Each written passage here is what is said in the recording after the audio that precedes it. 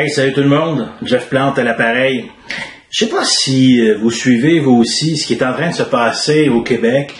Il y a un débat qui est en train de recommencer, qui est celui des accommodements raisonnables.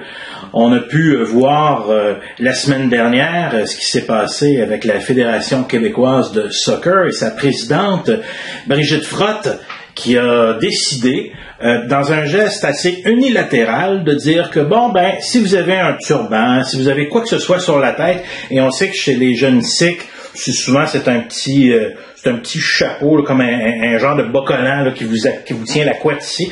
Donc, si vous avez ça, vous pouvez pas jouer au soccer au Québec. C'est interdit. Vous allez enlever ça, donc, c'est rien.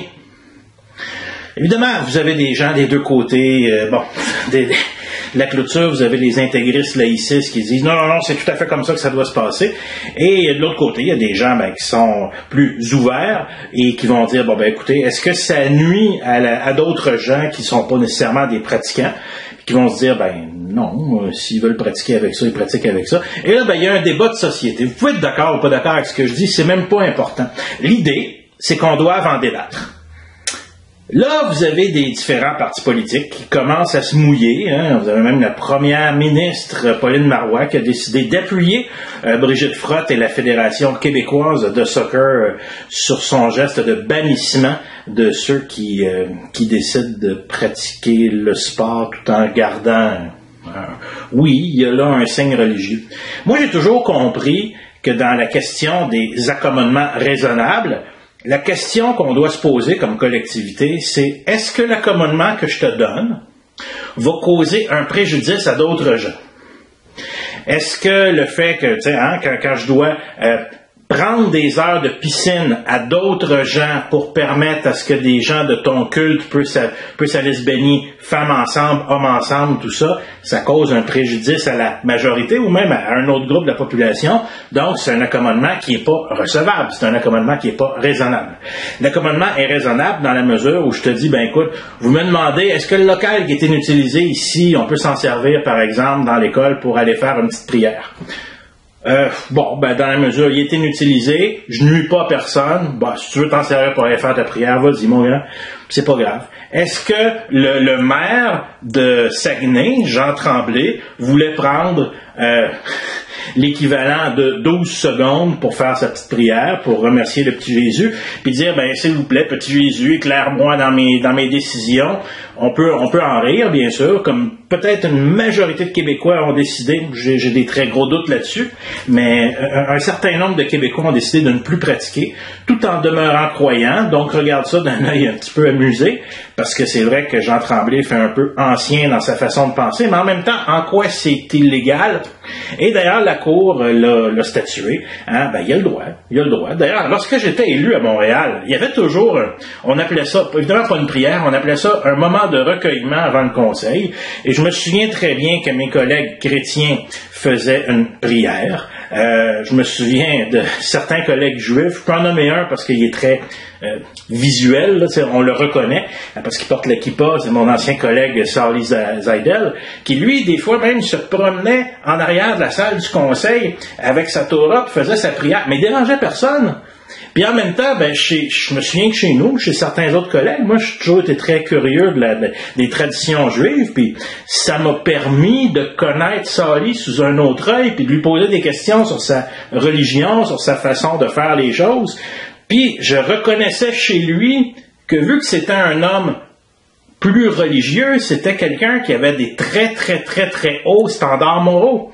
Qu'on soit d'accord ou non avec les préceptes de la religion juive, lorsque quelqu'un pratique, généralement, pas tout le temps, ce genre de religion, est-ce qu'on a des conflits, nous autres, avec des conflits armés avec des Juifs? Je comprends qu'à Outremont, il y en a certains esprits qui s'énervent parce que les Juifs de la communauté à Outremont est très visuel, avec les papillotes, puis les grands chapeaux, puis les grandes barbes et tout ça, mais...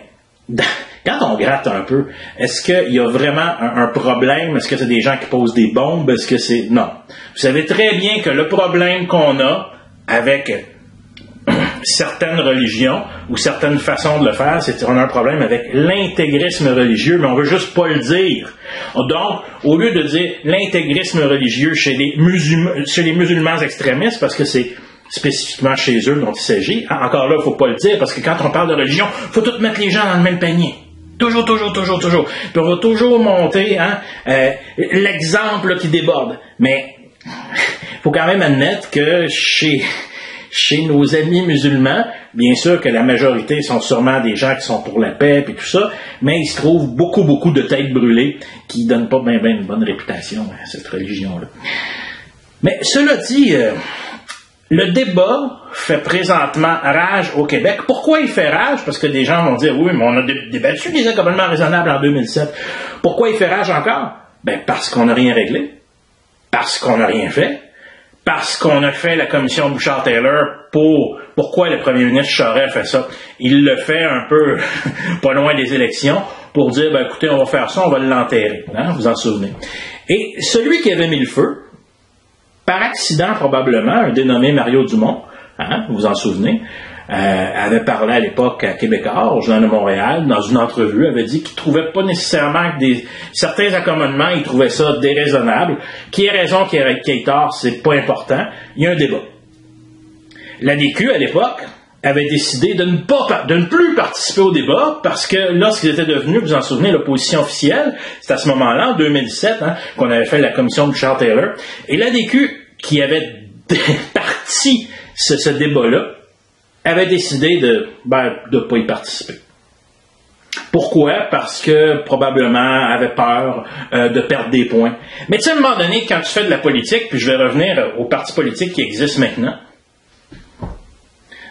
je vais parler surtout de partis politiques issus de l'ADQ. Il y a la CAQ, il y a le Parti conservateur du Québec.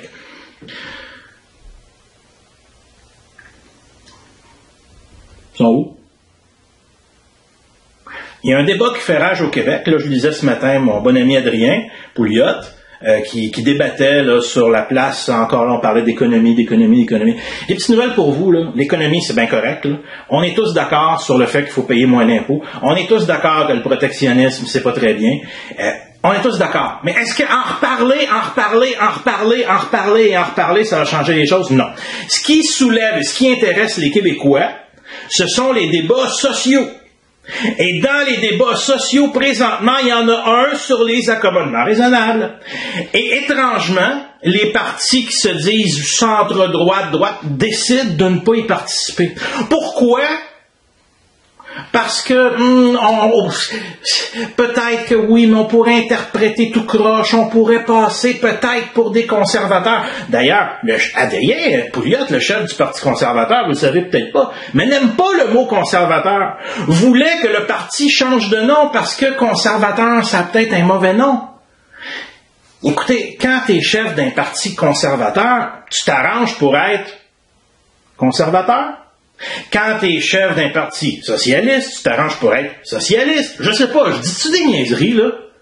Il me semble que je dis une évidence.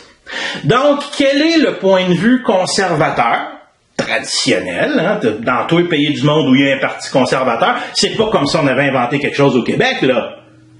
Il y a un parti conservateur au fédéral, il y a des partis plus conservateurs, hein, chez nos amis américains, chez nos amis français, chez n'importe quel pays civilisé a un parti conservateur. S'il ne s'appelle pas conservateur, il y a les préceptes conservateurs. Si on dit les républicains aux États-Unis, je parle des républicains moyens. C'est sûr qu'on retrouve un petit peu de tout chez les républicains, mais c'est un parti conservateur. Ben oui. Si on parle du parti de l'ancien président français Sarkozy, c'était un parti conservateur. Ben oui, c'est comme ça. Donc, quelle est la pensée conservatrice dans le débat des accommodements raisonnables? Donc, si vous êtes conservateur, bien sûr, vous voulez conserver vos traditions, donc vous affirmez très fort, voici nos traditions, voici ce qu'est le Québec, voici les valeurs québécoises. D'ailleurs, la première ministre a dit qu'elle était pour faire cette fameuse charte des valeurs québécoises, mais là-dedans, elle a décidé de vous imposer, sans vous consulter, la laïcité comme une valeur québécoise. Moi, que les institutions n'affirment pas une religiosité, aucun problème avec ça, c'est vrai. La laïcité des institutions, c'est une chose. Mais ça ne veut pas dire que si les institutions sont laïques, que vous, comme citoyen, qui peut-être pratique une religion, c'est pas mon cas, mais c'est peut-être le vôtre, je dois défendre votre liberté d'avoir votre foi, de pratiquer votre foi et quelquefois de le montrer. Peut-être que les gens qui m'écoutent qui sont de la génération X et en bas, peut-être que vos parents, je ne sais pas, portent un crucifix, puis je dis vos parents. Beaucoup de gens qui se disent de droite viennent de Québec. Hein, supposément, la droite, c'est supposé de se passer à Québec. Des petites nouvelles pour vous, les amis. Des petites nouvelles pour vous. Venez à Montréal un peu. Montréal, c'est une ville d'immigration. La plupart des gens à Montréal, maintenant, proviennent de l'immigration. Hein? 50 et même un petit peu plus que 50% des gens de Montréal et sur le territoire de l'île de Montréal proviennent de l'immigration. Ça veut dire quoi? Je ne sais pas si vous avez été voir nos amis latinos récemment. Beaucoup de gens dans la communauté latino ont un petit pendentif ici, c'est un crucifix. Est-ce que ça vous offusque? Est-ce que c'est dangereux? Est-ce que ces gens-là vont vous égorger avec leur crucifix? Est-ce qu'il faut les bannir? Est-ce qu'il faut empêcher ces gens-là de devenir des enseignants, d'occuper l'espace public, de devenir des politiciens? Est-ce qu'il faut bloquer ces gens-là? Est-ce qu'il faut les empêcher de jouer au baseball, de jouer au soccer, de jouer au hockey s'ils portent un crucifix? Imaginez-vous donc. Posez la question, c'est y répondre. Écoutez, je vous le dis encore. Lorsque l'expression de votre religion cause préjudice à autrui, on va s'entendre. Lorsque dans votre espace personnel, et même lorsque vous marchez dans la rue, lorsque vous pratiquez vos activités normales, vous affichez d'une façon ou d'une autre comme un juif plus pratiquant. Vous savez qu'il y a différents groupes chez les juifs. Certains, comme je disais tantôt, ont des papillotes, le petit chapeau. Est-ce que ça vous offusque tant que ça? Alors, je vous pose la question, où est le Parti conservateur? Où est la CAQ là-dessus?